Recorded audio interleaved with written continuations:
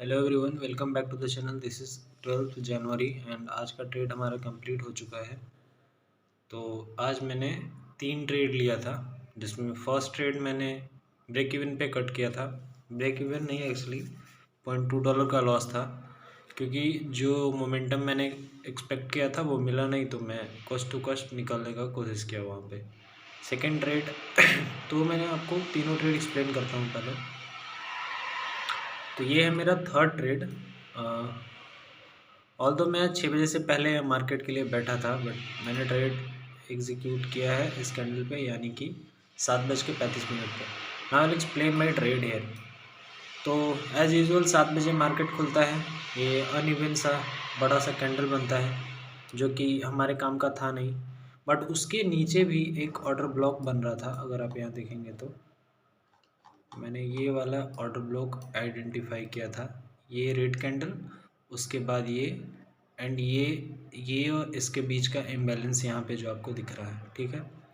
उसके बाद क्या होता है, हम आते हैं सेंटिमेंट चेक करने के लिए। सेंटिमेंट चेक करने के लिए पहले देखेंगे one day time frame. One day time frame यहाँ खोलते हैं, ये देखो, तो दिखेगा कि मार्केट एक रेंज में है, ठीक है। रेंज में काफ़ी टाइम से है। ये सारा कैंडल आपको दिख रहा है डे टाइम फ्रेम का है, और ये मार्केट एक रेंज में ही दिख रहा है अभी तक। और आज भी एक्सपेक्टेड यही था कि रेंज में ही रहेगा, क्योंकि रेंज बहुत बड़ा था, तो हमको लोअर टाइम फ्रेम पे ट्रेड करना होता है, तो इतना बड़ा वो सोच के नहीं चलना होता है।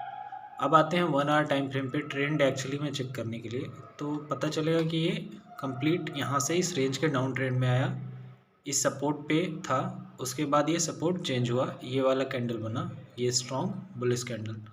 नाउ आते हैं 15 मिनट के टाइम फ्रेम पे। ये रहा 15 मिनट का टाइम फ्रेम। यहाँ से भी पता चल रहा था कि स्ट्रॉन्ग बाइंग प्रेशर है, यहाँ पे एक स्ट्रॉन्ग बाइंग प्रेशर आपको दिखेगा, ये स्ट्रॉन्ग बाइंग प्रेशर है। नाउ आते हैं हम 5 मिनट के चार्ट फ्रेम पे, जहाँ पे हम लोगों को ब्लॉक दिखा था, ऑर्डर ब्लॉक दिखा था। तो ये ऑर्डर ब्लॉक मैंने आइडेंटिफाई किया था, ये रेड कैंडल है और ये कैंडल, ये दोनों का बीच का इम्बैलेंस, और ये ब्लॉक था। लेकिन हुआ क्या कि मार्केट आया यहाँ पे, ये इसको टैप करता है, उसके बाद मोमेंटम आता है, लेकिन मैं इसको मिस कर चुका था, मैं शायद इसको देख नहीं रहा था उस टाइम, इसलिए ये मिस हो चुका था। तो ये मिस हो चुका था, उसके बाद ये मोमेंटम आ चुका था। तो मैं वेट कर रहा था एक पुल बैक का, अगर पुल बैक मिलेगा तो मैं एंट्री करूँगा, और वो मिला भी। आप अगर देखेंगे तो ये रेड कैंडल जो दिख रहा है, ये रेड कैंडल, इसी के पुल बैक पे मैंने एंट्री की थी, एंट्री लिया था यहाँ पे। और ये फिर उसके बाद जो मोमेंटम आया वो आप देख सकते हैं। 1:3 का ट्रेड था मेरा, छोटा सा एसएल था, एसएल था शायद $0.6 का, तो $2 के ऊपर ही बना है इस ट्रेड में, $2 एग्जैक्टली उसके आसपास ही बना है। तो ये था मेरा दूसरा ट्रेड। पहला ट्रेड जो ब्रेक इवन पे निकला था, वो ट्रेड भी मैं आपको एक्सप्लेन करने की कोशिश करता हूँ, एक सेकेंड।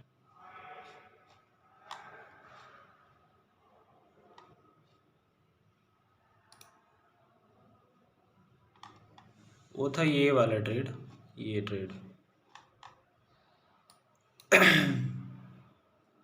ये ट्रेड था। इसका टेक्निकल बेसिस जो था वो सिंपल था। वो था कि यहाँ पे मार्केट वीक हो रहा था, साथ में सपोर्ट के आसपास के था, ये आ चुका था, ये जो मोमेंटम था ये ऑलरेडी मिल चुका था।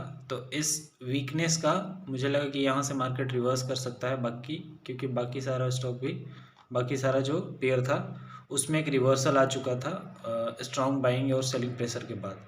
तो मैं यहाँ पे रिवर्सल एक्सपेक्ट कर रहा था, जो कि मिला नहीं और मार्केट नीचे आ गया। तो इस वाले कैंडल के बाद, इस वाले कैंडल के बाद अगर 15 मिनट पे आते हैं तो आपको कुछ यहाँ पे दिखेगा, ये दिख रहा है, ये स्ट्रॉन्ग बाइंग प्रेशर यहाँ पे था, और ये ऑर्डर ब्लॉक बन रहा था, ये ऑर्डर ब्लॉक, ये ऑर्डर ब्लॉक,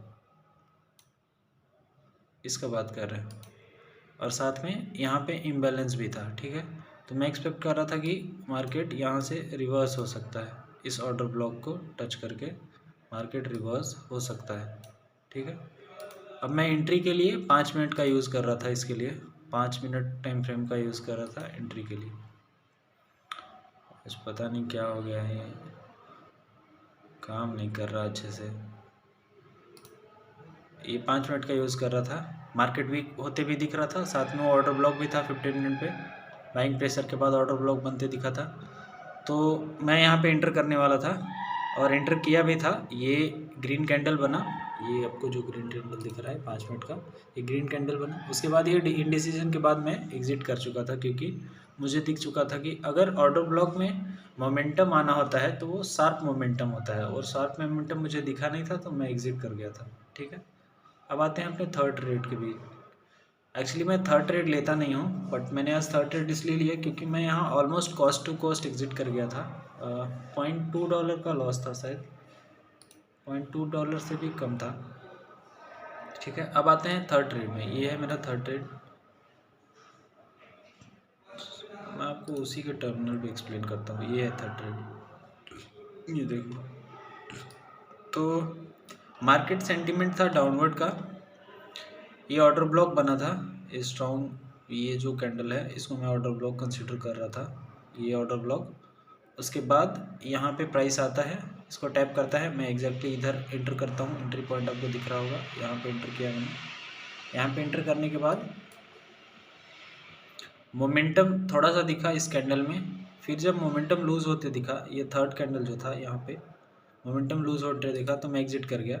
उसका रीज़न यही सेम ही था कि ऑर्डर ब्लॉक जब वैलिड होता है, अगर आपका ऑर्डर ब्लॉक वैलिड है तो वहाँ से अगर प्राइस मिटिगेट होता है दोबारा, तो एक अच्छा मोमेंटम देखने के लिए मिलता है। बट ये मोमेंटम यहाँ पे दिख नहीं रहा था और ये लूज़ कर चुका था ऑलरेडी, तो मैं यहाँ एग्ज़िट कर गया, जो कि मेरा डिसीजन सही भी था, क्योंकि अभी भी मार्केट वहीं कंसोलिडेट कर रहा है।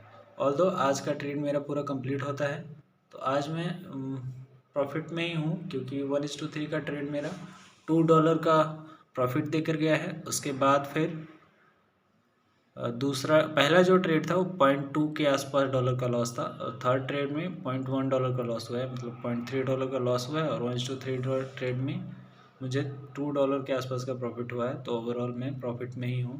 तो this was all about the 12 जनवरी। आज का ट्रेड यहीं पे मैं क्लोज़ करूँगा, पूरा कंप्लीट हो चुका है, इसके बाद मैं ट्रेड नहीं लूँगा। And thank you everyone, thank you for watching.